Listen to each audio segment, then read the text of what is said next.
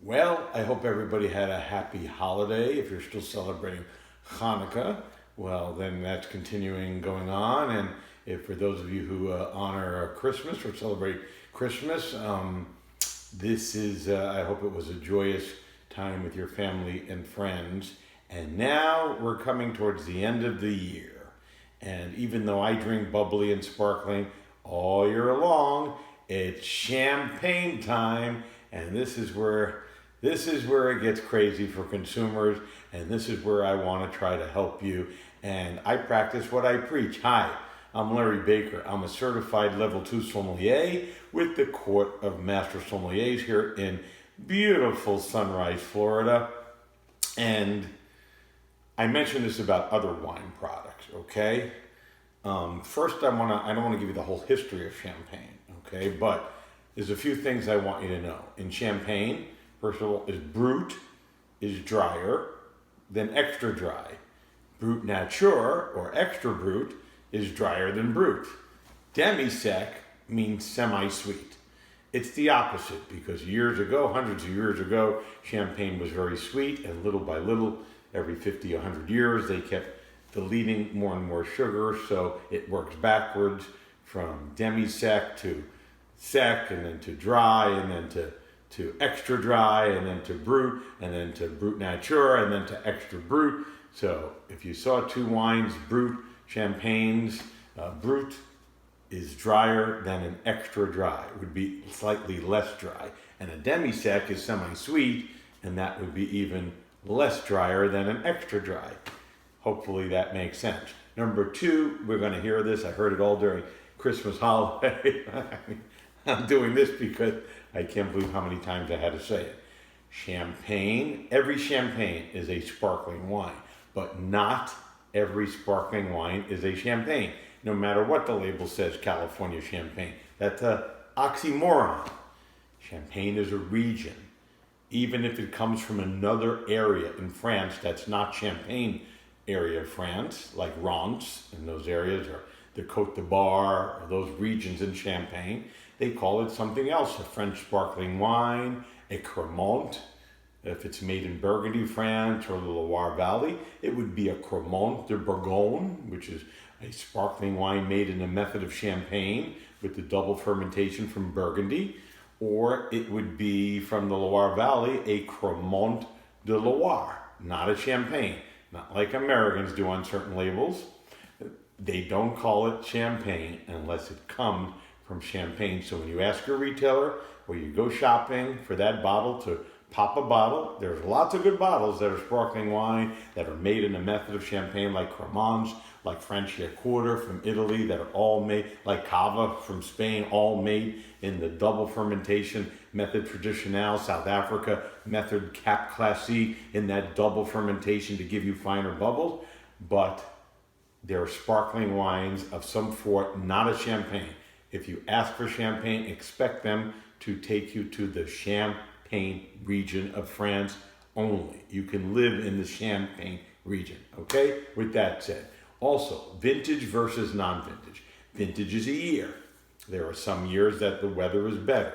If you don't have a year on the champagne, we either call that a multi-vintage champagne or an NV on the menu. It doesn't mean Nevada. It means France, NV, non-vintage. It's a mixture of 10 to maybe 15 years of grapes that they combine together and blend, and hopefully to make a house style of that brand.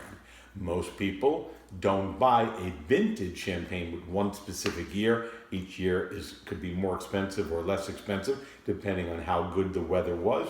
Maybe 3 times a decade do they produce a vintage champagne, not every year. They skip certain years where the weather wasn't right and go with non-vintage, and most people buy the non-vintage because it's more affordable. But there are values out there that are vintage champagne that are actually less money than if you go less generic than the brand names that everybody tells you is the greatest thing since sliced bread, but they're not. It's marketing companies that are out there pushing these brands in every restaurant you go to, except the one restaurant you go to or any restaurant you go to in Champagne.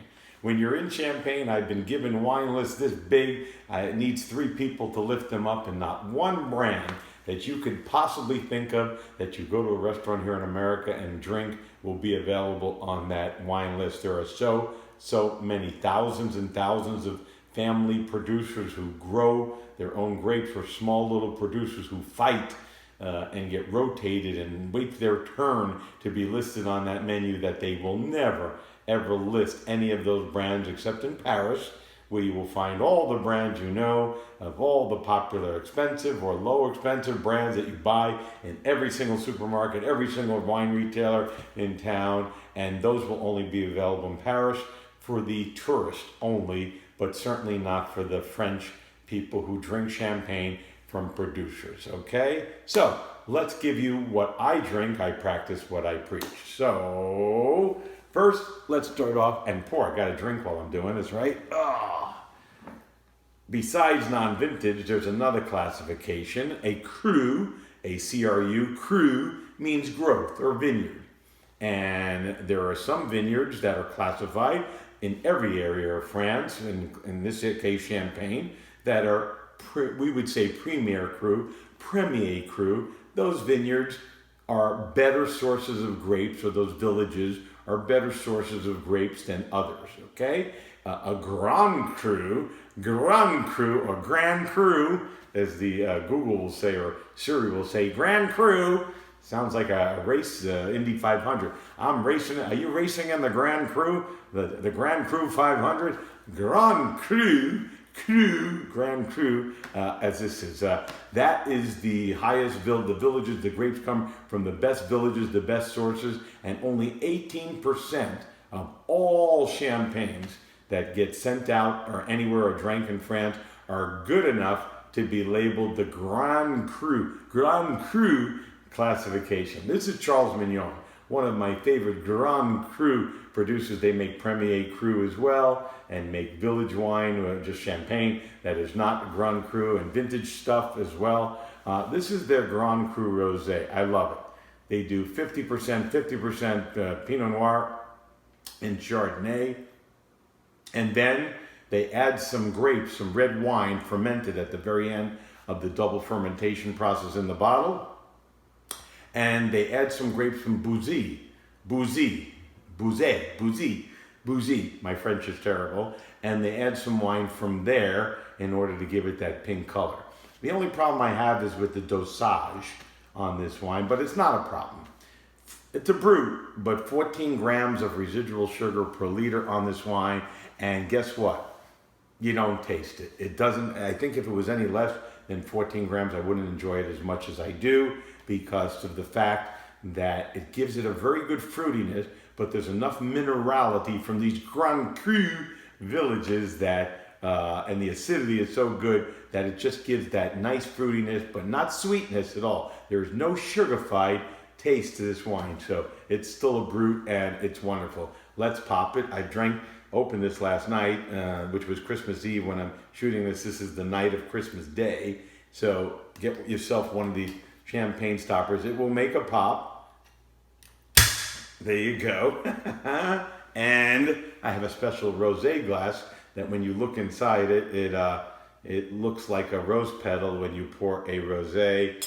Should still have a nice mousse to it, or that little foam, that head. We call it a mousse in beer. It's a head. That's a mousse in champagne. Let's just pour a little bit there. Oh, let me put this down. Get that cap on. Keep those bubbles. I got some more in that bottle. Oh, I can't reach. I'm too old. Sorry for showing you my side of my earlobe. Looks pretty. You can't see inside the glass, but when I look inside, it looks like the petals of a tulip, or rose rather, that is opening up, or a tulip. But it's really cool glass for these little tulip glasses that they're called, and really see it. And beautiful salmon pink color on the nose. This is $52.99. Ridiculous. There are some non-vintage, no Grand Cru rosés that are $70, $80, $90 a bottle. This is amazing, you know. The nose, right off the bat, just literally like fresh buttered biscuits, homemade biscuits at the Cracker Barrel. This is coming out with butter all over it there. Buttery biscuits coming from that secondary fermentation, laying on the yeast cells. They call that tirage. little bit of berries, a little bit of squeeze of citrus on the nails. I get a little bit of odor, but that bread dough is just, I want biscuit gravy for this stuff. Let's take a sip. Mm. Mm. Mm. Really creamy mouthfeel on the wine. Lots of red currant, really mouth-watering, mouth-still-watering acidity. Lots of chalky minerality. Just a really ripe fruit, red currants, red berries, and that citrus of pink grapefruit, a little bit of citrus peel. It's just a fantastic value. And Grand Cru, I can see why these is Grand Cru and the style they make it. Well worth $100, but $52.99. Charles Mignon Grand Cru Rosé. Stuff I haven't drank yet that I'll be drinking on New Year's. Jean Noel Hatton. Only have a few left of these. This is the Hatton Extra. It's a vintage champagne, and it comes in this little box. I know you people love boxes. I don't care about boxes. It just happens to come in a box. Their Extra series that they call, their Extra, read all about it, is basically on a vintage that they make, and we'll show you that in a second, but it's a special, noble vintage, like this is the 2005, that they produce from their best blends and their best vineyards and their best year. They produce the Extra. This is $69.99 for a 2005 champagne. We shall open it up. It's 60% Chardonnay and 40% Pinot Noir, which is how all their vintage champagne should be, with that Chardonnay to keep it longer and that fresh acidity. Comes in a nice box, tells you the whole history of what makes it Extra. And we take the bottle out, as you can see, 2005 on the vintage there, the Hatton Extra. I've been told by customers that buy this $69 wine that they have had champagnes for $400 to $500 that don't taste as good as this. And I'll find out from Jean Noel Hatton when I drink this on New Year's. Myself, I purchased it because I practice what I preach. That's one thing. And a really touching moment to show you that I practice what I preach. I had a young couple come in the other day to the store, and they were buying a gift for somebody who wanted Moscato only. They like sweet wine, and they wanted to spend $200 to $300, in that range, between $200 and $300. I said, Moscato, my best Moscato d'Asti, shout out to Alessandro Boito in Catagal, it's $14.99, $15.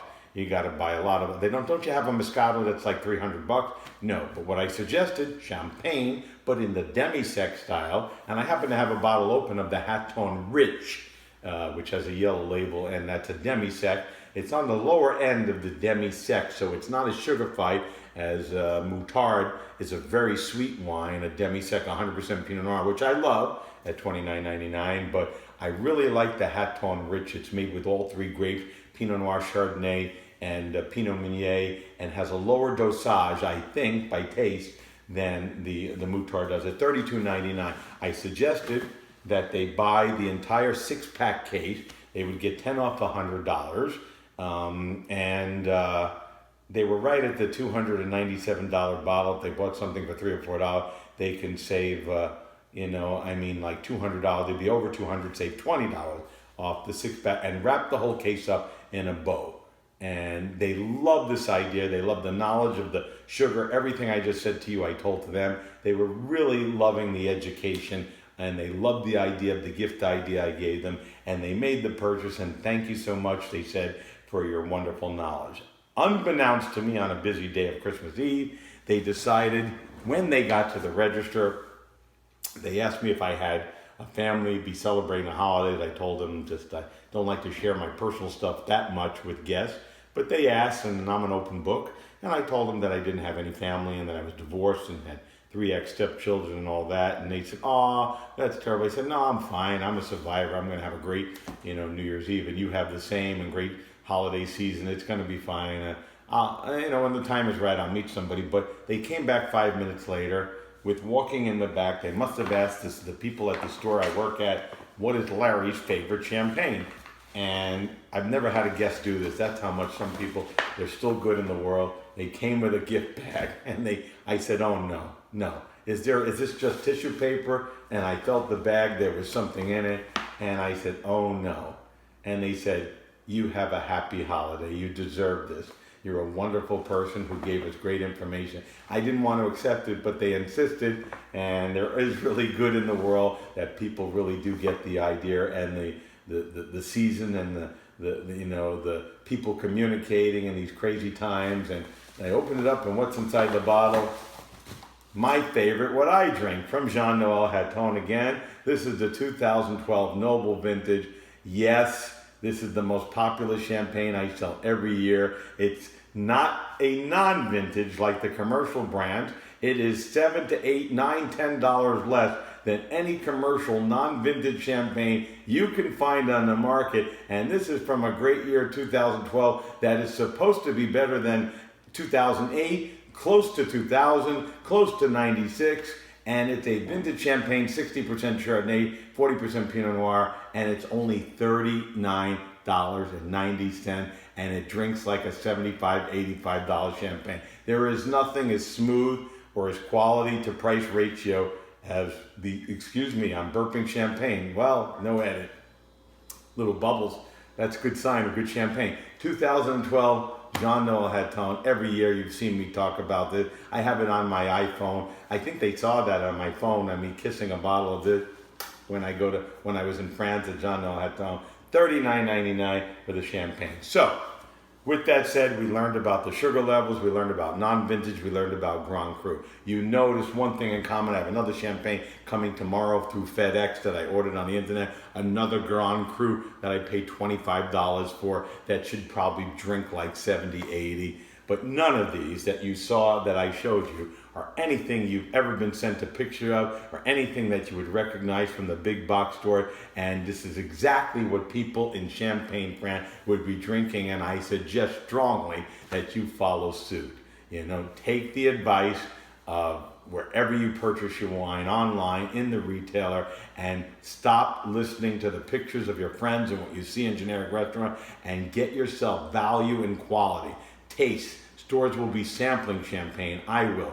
From the 27th all the way through to New Year's Eve. Taste them and realize that you were really spending more than you had to on a non-vintage champagne. And if you bought those brands in vintage, you'd be spending $200 when you can buy vintage champagne for $39.99, or buy a 2005 vintage with the Hatton Extra and spend $69.99 and still be better than most of those rosés or champagnes out there, or the Grand Cru for $52. Okay? So I'm going to grab a glass, and I hope everybody has 2020 is your chance to be a different kind of wine consumer, not to follow the sheep and the social media site, and listen to the people that are trying to help you, that are passionate. Drink like I do. You don't see any brands you recognize with me. And remember, in 2020, remember it more than ever, that wine or champagne, which is a wine, a sparkling wine, that comes from champagne, is not for snobs. It's for everyday people like you and me. And l'chaim, and a happy and healthy New Year to all. And I'm going to have another sip of this amazing rosé. Damn, that's good. I'll see you next year.